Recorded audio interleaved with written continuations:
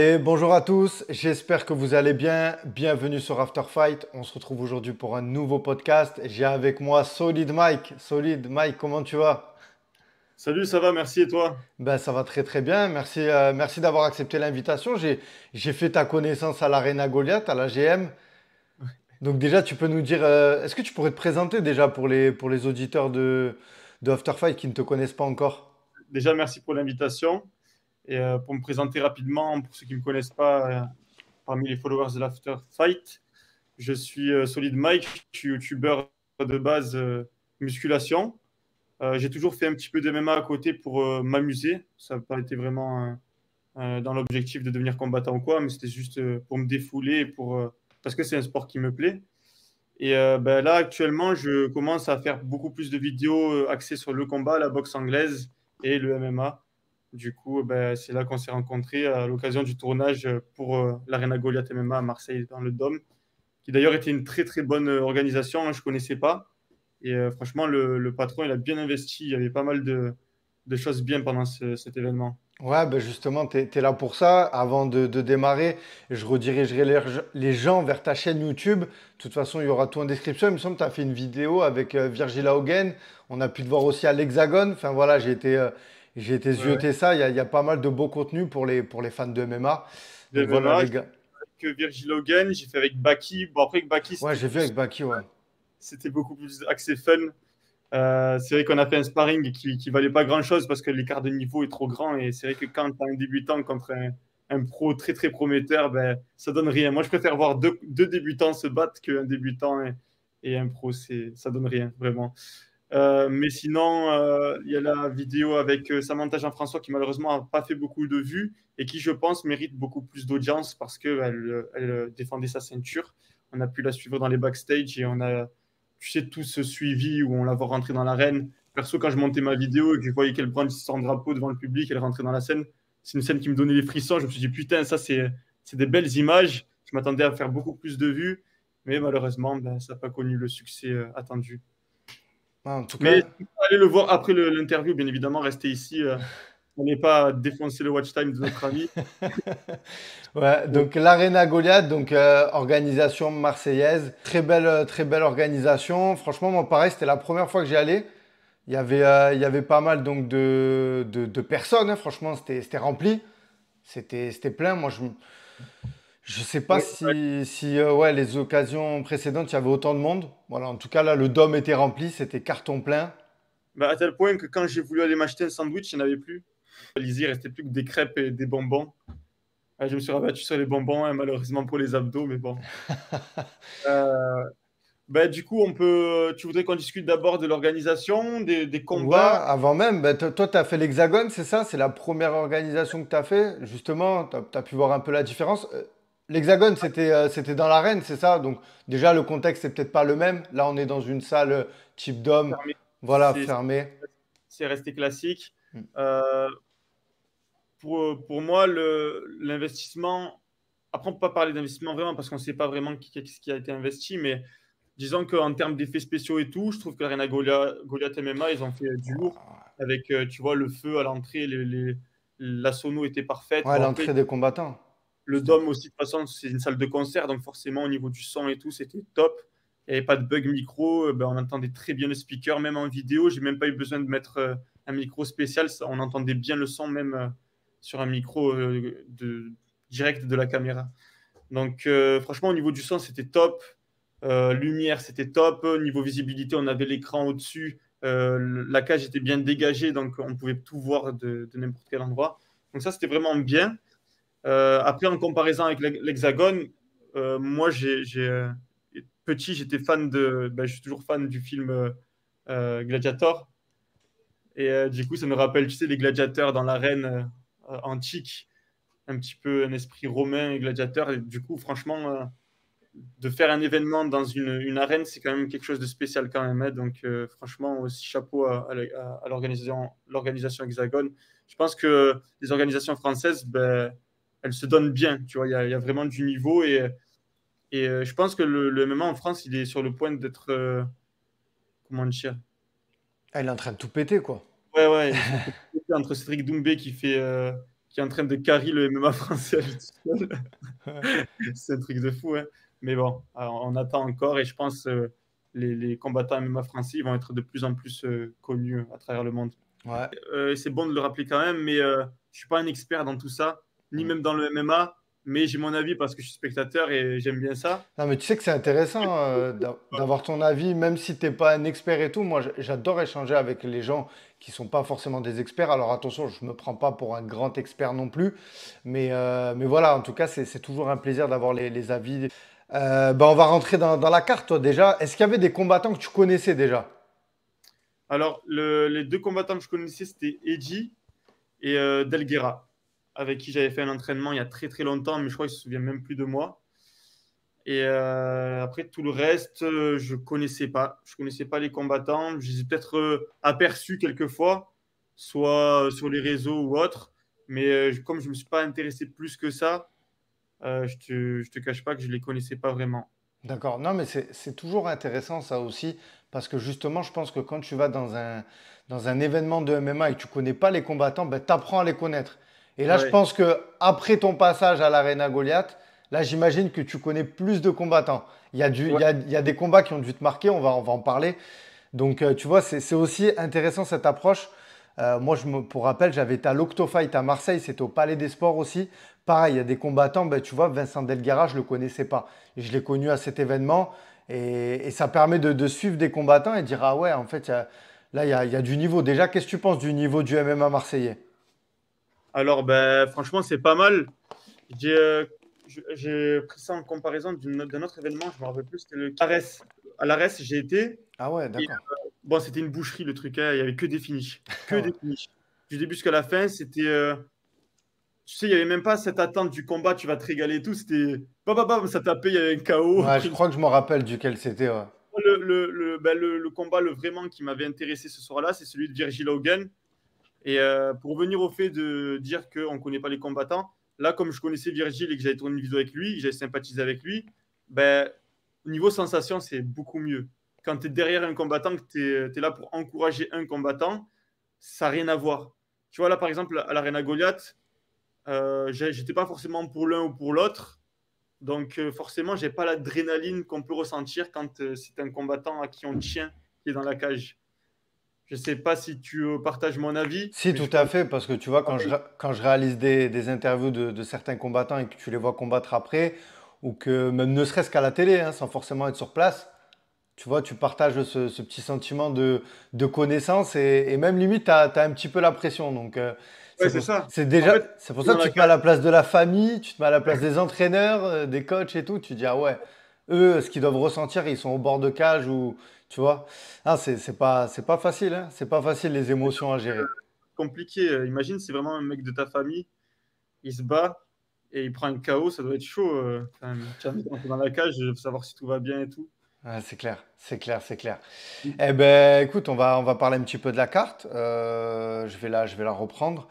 Quel combat déjà, franchement, avant de faire un ordre, tu sais, on va pas s'embêter à prendre les ordres. Quel combattant, toi, quel combat t'a impressionné le plus? Moi, c'est Damien Gras. En fait, c'était un combat où vraiment, ben, Damien Gras, il se faisait dominer au début. D'accord.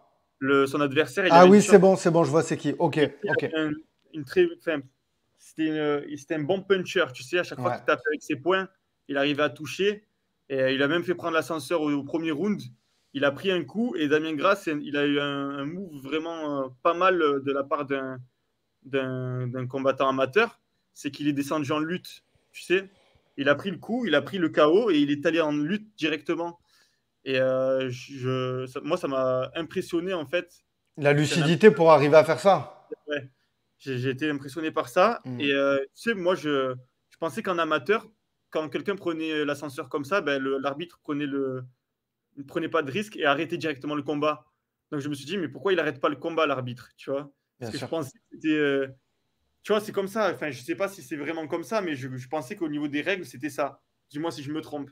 Ben, en fait, ça dépend. Tu vois, par exemple, là, à l'heure à laquelle on tourne la vidéo, hier soir, il y a eu Edson Barbosa. Dans le premier round, il a fait l'ascenseur, tu vois. Mais il a réussi à bouger dans la cage, à reprendre un peu ses esprits, à récupérer et à revenir dans le combat.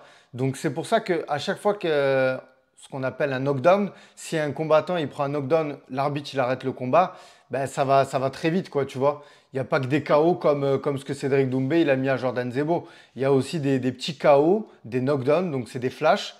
Et je pense qu'avec l'adrénaline, les combattants, ils arrivent quand même À se relever. voilà, à se relever, même à être lucide, à plonger, à saisir leur adversaire. Et pendant cette saisie, ils récupèrent, tu vois.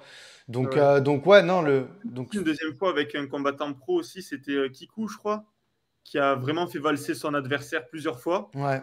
Et ben, je crois que c'était un Brésilien, je sais plus c'était quoi comme origine. Il s'est accroché là. Ah, Kikou, c'est Sofiane Belaïd. C'est Ouais, c'est Sofiane ça. Belaïd, c'est dans le premier round. Ouais, on va y venir à parler de ce combat. On en Oui, parlera ben, après. dans le premier round, il a connecté deux, trois fois et à chaque fois, il a saisi. Et regarde, il a pris du temps, il a joué un peu avec la distance. Il est revenu dans le combat et il a gagné, tu vois. Alors que au début, oui, tout à fait, tu le vois, il se fait connecter. Et même, on le voit au niveau du. Et tu sais, je sais pas comment on peut l'appeler. Comment il s'appelait déjà? Le combattant marseillais. Non, l'étranger. C'est pas Panada, pardon. Yuri Canada. Panada, voilà. C'est un Français, c'est pas un étranger en plus. Ah ouais? Ouais, Il a fait très fort, hein. Très très fort, hein. ouais, bah, franchement, c'était un gros combat. Pour moi, ça a été le combat de la soirée, j'ai envie de dire, en termes d'opposition et de style. C'est là qu'on voit que tu vois les combats, ils sont serrés ou pas. Quand il y a des KO très rapidement dans les combats, quand il y a beaucoup de finish dans une soirée, tu peux le voir, les combats, ils sont pas forcément équilibrés. Là, pour le coup, Yuri Panada contre Sofiane Belaïd, je peux te dire que c'était un combat très, très équilibré. Et là, les matchmakers, ouais, ils ont fait un bon boulot. Tu avais aussi avant, tu avais Malek Ben Moussa contre Mathieu Morciano. Ah ouais, le high kick. Voilà, le high kick. Malek qui s'entraîne à la bonne école à Montpellier. C'est un très grand club, ça, qui est à Montpellier. Je sais pas si tu connais aussi, c'est un peu comme nous, Ouais, c'est où il s'entraîne Jimmy Vie. Jimmy Vienno, t'as Laïd Zerouni, voilà, j'en passe, j'en oublie. Désolé pour ceux que j'oublie. Lorenzo Fighter aussi. Ouais, mais il y en a tellement. De toute façon, Que j'ai discuté. tous ceux qui sont vers là-bas, ils s'entraînent là-bas, tu vois. Et donc, ben voilà, ça a été le chaos de la soirée, ça on peut le dire, ce magnifique high kick. Voilà. Ouais, franchement, c'était un gros gros KO. Dommage, je l'ai raté en Je direct. l'ai raté aussi, t'inquiète pas. Et J'étais dans les vestiaires, moi. ouais, c'est ça le problème quand on est média, on peut pas vraiment profiter de la soirée à 100%, Ben, mais en fait, il bon, faudrait qu'on soit 4 ou 5, quoi, tu vois. Qu'il y en ait ouais, un qui soit au bord de cage, un dans les vestiaires, un qui soit, tu vois, non, non, c'est du boulot, ouais. Donc, ouais, non, moi aussi, je l'ai loupé. Bon, ça n'a pas empêché de voir le replay. En tout cas, ça a été le chaos de la soirée. Voilà pour ce combat. Je crois qu'il y en avait un juste avant. Ouais, après des amateurs, on n'a pas parlé.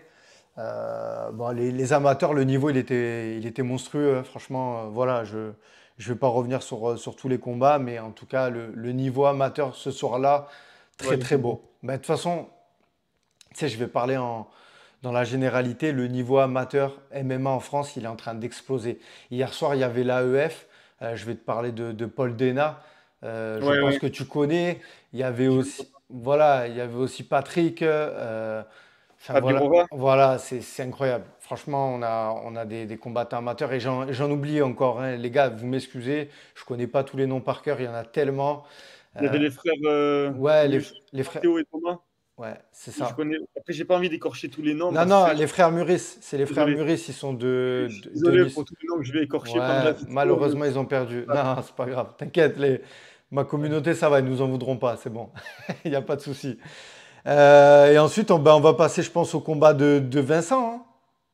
Vincent, ouais. Vincent Énorme, Delguerre, la énorme de boucherie. la cage. Il s'est battu comme au quartier.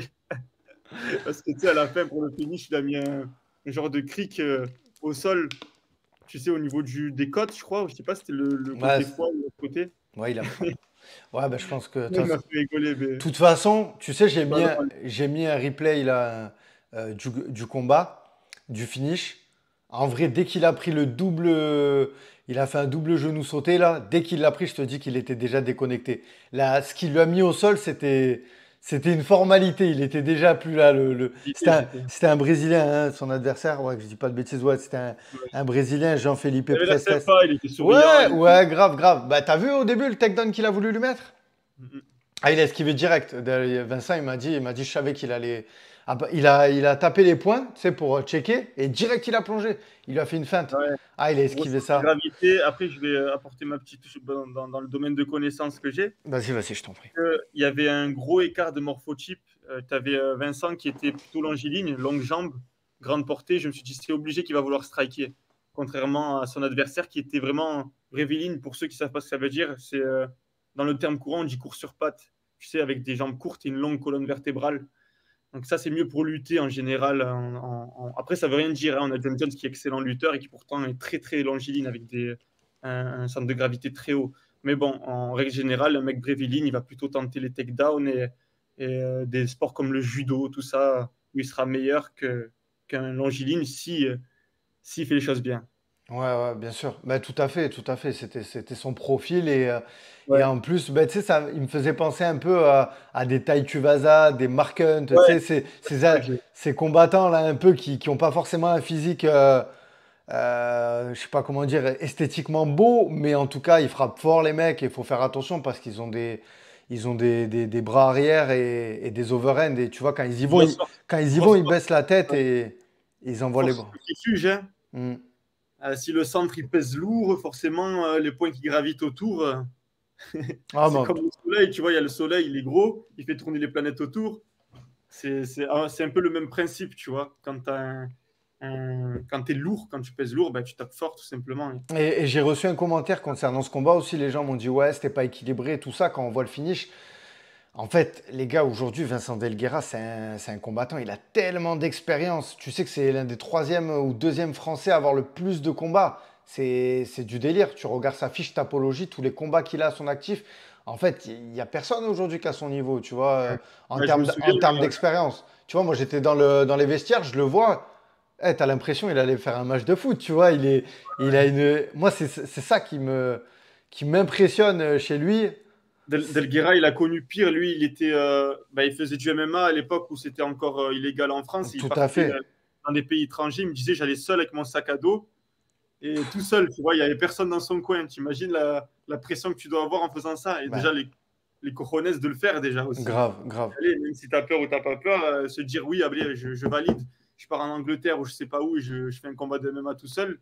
Il faut avoir un sacré mental déjà. Ouais, t'imagines, 30 combats, 21 défaites. T'imagines? Il a presque plus de 60 combats. C'est énorme. C'est énorme. Ouais, c'est Quel âge énorme. il a, Vincent? Il a Vincent, la trentaine. bah, je voudrais pas dire de bêtises, je suis en train de regarder sur sa fiche. Il a 33 ans. Sur Tapologie, il a marqué 33 ans. Ouais. Voilà, donc ouais, rendez-vous compte, hein, franchement, les gars, déjà si vous connaissez pas, il a commencé en 2019, tu vois, et il a commencé il m'avait dit le pied-point. Déjà, moi je l'ai interviewé, il y a une vidéo sur la chaîne, les gars, si vous le connaissez pas, allez aussi le suivre sur Instagram, je trouve que c'est un combattant qui a pas la lumière qu'il mérite d'avoir, tu vois. Il fait partie de Ouais, ces c'est vrai. Ouais, C'est vrai qu'il se combat franchement, bien. franchement, après voilà, aujourd'hui il est focus sur les nouvelles générations, comme il le dit, il a plus. Et puis combattant à l'ARES quand même, hein. Il combat à l'ARES aussi, tu vois, donc c'est pas rien, hein. C'est À pas la rien. reste, Delguera? Eh oui, son dernier combat, malheureusement c'est une défaite, mais c'est un combattant de l'ARES. Ben, on va passer à l'autre combat. Déception. Déception, l'autre combat, c'était. Il y avait le Arek Margarian du Marseille Fight Club, Ah oui, l'Arménien, ça va. ouais, qui a perdu le combat, qui avait un Brésilien solide aussi en face de lui. Ouais, Ouais, qui a fait passer un message de paix aussi. C'est bien qu'il ait fait ça. Il ait profité de. En soi, c'est un sport qui est violent, mais derrière, si le mec il fait un message positif comme ça, c'est bien quand même. ouais. C'est très bien Non, qu'il ait fait ça. il y avait une bonne ambiance hein, ce soir au Dôme. L'ambiance pendant ce combat, pour moi, la salle, elle était chaude, hein. Tout à l'heure, je faisais le montage de la vidéo, j'entendais encore les cris des supporters. Bon, c'est pas comparable avec l'UFC, tu vois, parce que bah, forcément, il y a 17 000 personnes. Mais je sais pas combien on était exactement ce soir-là, mais l'ambiance, c'était. Quand il y avait. Tu sais, ça me faisait penser un peu au stade de foot, tu vois, au vélodrome, quand le C'est vrai public. qu'il criait beaucoup. Ouais, ouais, ça criait aux Les sup- armes, tu vois. Donc, on se croyait au ouais. stade. Et ça, franchement, je tiens à le dire dans cette vidéo, le public marseillais, il est présent hein, pour avoir fait l'UFC, avoir fait deux trois orgas.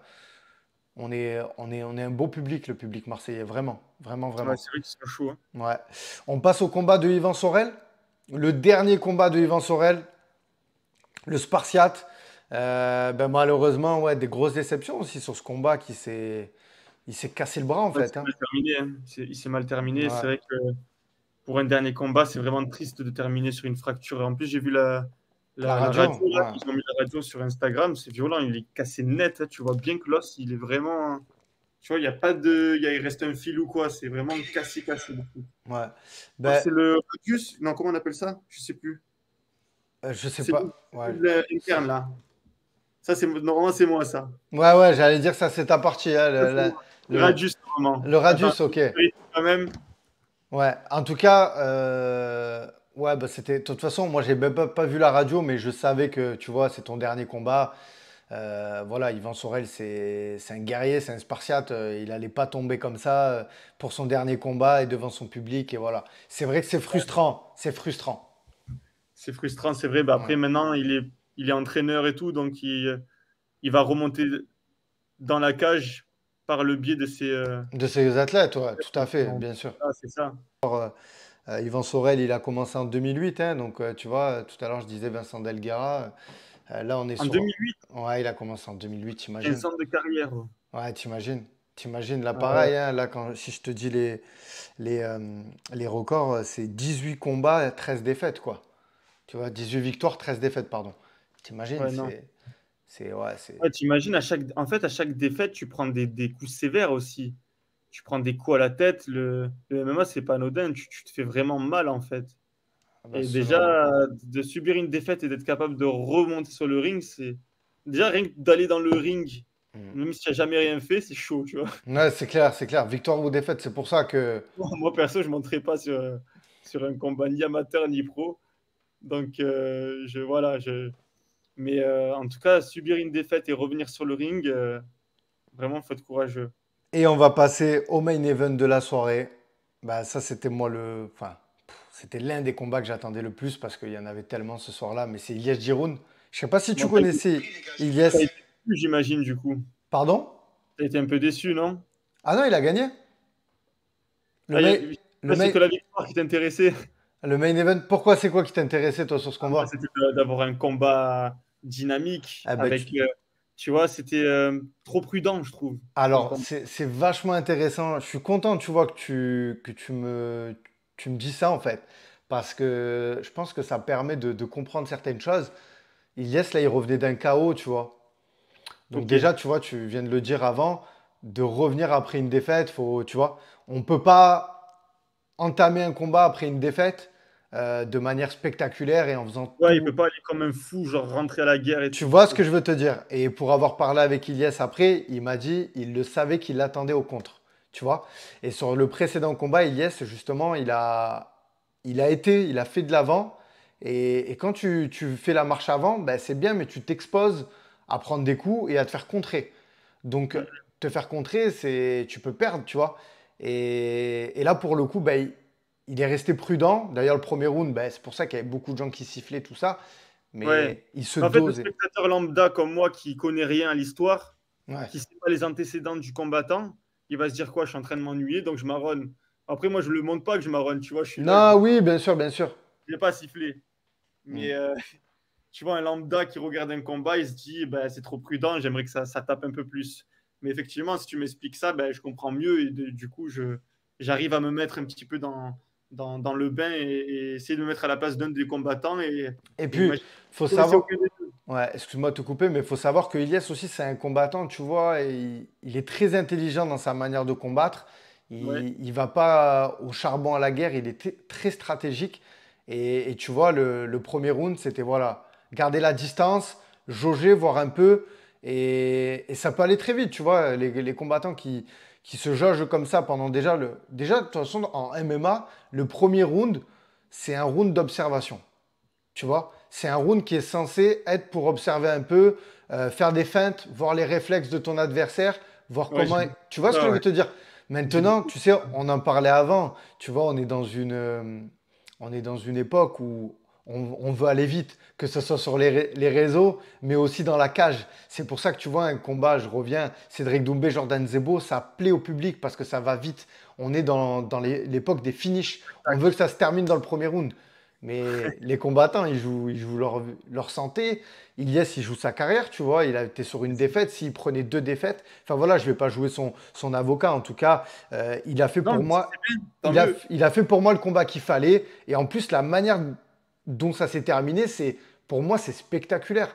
Parce que finir un adversaire sur un coup de pied comme ça, tu vois, c'était un low kick là. Il lui a pris bien la Il cuisse. est cassé la jambe, Ah, hein. il lui a cassé la jambe, franchement. Et j'ai re-regardé parce que le combat, j'avais posé la caméra, je l'ai filmé. Ouais. Il en a mis plusieurs, hein. C'est pas sur un coup. Tu vois, ça a été un travail qui a été fait. Et Ah, il a sapé. voilà, et ce travail, il se fait déjà par le dessus, tu vois, capter ton adversaire un peu, lui envoyer des signaux, et dès qu'il capte pas, bam, Tu t'envoies vois, la... je suis pas mécontent d'avoir dit ce que je pensais, Mais parce que ça m'a t'as bien permis fait, de mieux Mike. comprendre. Parce qu'à mon avis, je suis pas le seul qui Qui a eu, fait un... qui a eu cette impression-là. Mais c'est Oui, bien. c'est ce qui est ressorti globalement. Donc, bah, c'est bien que qu'on ait donné l'occasion d'expliquer qu'est-ce qui se passe en coulisses pour mieux comprendre pourquoi ça s'est passé comme ça et pas autrement. Et effectivement, bah, tu me dis, il a pris un KO le combat d'avant. C'est normal qu'il ne va pas sauter comme un fou à la Benoît Saint-Denis comme ça. D'ailleurs, Benoît Saint-Denis, je ne sais pas ce que tu as pensé de son dernier combat, mais moi, j'étais devant ma télé, j'étais Benoît Saint-Denis. J'étais Bah, moi, j'étais sur place. Après, Benoît Saint-Denis, tu sais, il porte bien son nom. C'est le God of War. Après, et ça, je crois que c'est Daniel Warin, son coach, qui a dit ça. On le prend pour un bourrin, mais c'est pas si un bourrin que ça, les gars. Voilà, on le voit qu'il va à la guerre, il a un grand cœur, mais c'est réfléchi quand même, tu vois. Bah oui, C'est, clairement. voilà. C'est clairement réfléchi, mais après, c'est vrai qu'il y a des moments où il sent, il Ah sent ben, la puissance monter en lui et il y va. ah ben, Mais bien c'est ce que sûr, tu vois, moi, c'est pour ça que j'aime beaucoup son son style de style. combat aussi. C'est parce qu'il y a quand même pas que la technique, il y a aussi un peu de fougue, de rage. Voilà. Écoute, Mike, je pense on a fait le tour.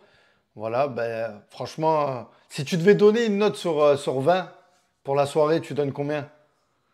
Allez, 18. 18 18. sur 20 Pourquoi? parce que sandwich. Max, c'était un plaisir de faire ta connaissance, d'échanger avec toi et de parler MMA. Voilà, hein, j'invite les gens à te suivre s'ils ne te connaissent pas encore. Voilà, de toute Ah, façon, merci je beaucoup, hein. mettrai en description de la vidéo, tu connais, hein, voilà, les gars, likez la vidéo, abonnez-vous, allez suivre son compte, voilà, donnez-nous de la force, ça fait plaisir. Et puis, ben, de toute façon, tu es du Sud, hein, on va essayer de faire une petite vidéo. Je t'ai parlé de ça en off, on va essayer de mettre quelque chose en place pour faire kiffer les auditeurs, hein, pour vous régaler comme d'habitude. Bien sûr. Toi, tu pratiques un peu? Alors moi, très légèrement, mais moi, je regarde plus que je pratique. Voilà. Ok. Pratiquer, c'est un grand mot. Moi, je fais pas. J'ai un club dans mon village. D'ailleurs, je leur passe le bonjour. C'est MMA Système Défense. Mais là, pour le coup, cette année, j'y suis pas allé. L'année dernière, je faisais quelques entraînements. Voilà. Ok. Ouais, je Mais vois j'ai ce que voulu quand même un petit peu, tu sais, aller sur le tatami, voir un peu, avoir les sensations, parce que je pense que pour pouvoir en parler, il faut un peu quand même connaître un peu, ne serait-ce qu'un minimum, tu vois. Il n'y a pas besoin d'avoir fait des années de MMA pour être légitime à en parler, mais il faut quand même avoir mis déjà ses mitaines, avoir déjà essayé d'amener quelqu'un au sol, tu quand vois. c'est incertain, quand tu te retrouves avec quelqu'un qui a tellement de possibilités en face de toi, de te mettre des kicks, de t'attaquer en, je sais pas, en single, double leg, C'est de te mettre ça. au sol, te mettre des droites ou te mettre une gauche. Il y a tellement de trucs incertains que les premières fois où tu mets les mitaines, ça fait peur quand même. Et il y a quelque chose surtout que ça, ben, ça, je ne le connais pas et je pense que je ne le connaîtrai jamais. C'est l'adrénaline, tu vois, le fait d'être dans les vestiaires, de se faire mettre les bandages, ensuite Ouais, d'aller ou même les dans. choses. Tu vois, en fait, moi, je me demande comment tu peux te dire, ouais, j'accepte un combat et savoir que pendant des mois, en fait, tu vas penser qu'à ça. Hmm. Tous les soirs, tu vas aller te coucher, tu vas te dire, bon, j'espère que je vais le niquer quand même, tu vois. Ah Tous les ben, soirs, c'est la même chose, genre, pendant des mois et des mois. Donc, franchement, pour ça, il faut avoir un gros mental ou peut-être carrément être inconscient du fait que tu vas faire un combat pour vraiment l'accepter. ouais, bah après, il y a de la préparation mentale, il y a tout ce qui va avec, tu vois, Ouais, c'est je pense qu'ils sont guidés, hein. exactement. Voilà. En tout cas, j'aime bien ce monde-là là, du MMA. Les mecs, ils ont vraiment des cojones. Et, euh, et j'aime bien voir monter ce sport en France parce que c'est vrai que on a plus d'attachement à suivre des combattants français qu'à des combattants je sais pas moi, les Américains, les machins. C'est pas pareil. Là, c'est vraiment, on a l'impression d'être plus impliqué. C'est comme au foot. Tu me dis, je suis le foot, je supporte le Brésil alors que tu habites en France. C'est un peu bizarre, tu vois. Bien sûr. Enfin, je sais pas, moi, j'arrive pas à comprendre. Je suis obligé de soutenir le Français qui combat. Eh ben, super. Mike, Ouais. merci d'être venu, c'était sympa à toi. Et je te dis à très bientôt. Allez, ciao, ciao. Merci, Kevin. Abonnez-vous bien à lui. Laissez-lui un maximum de likes, d'abonnements avec la cloche, bien évidemment. Ciao tout le monde.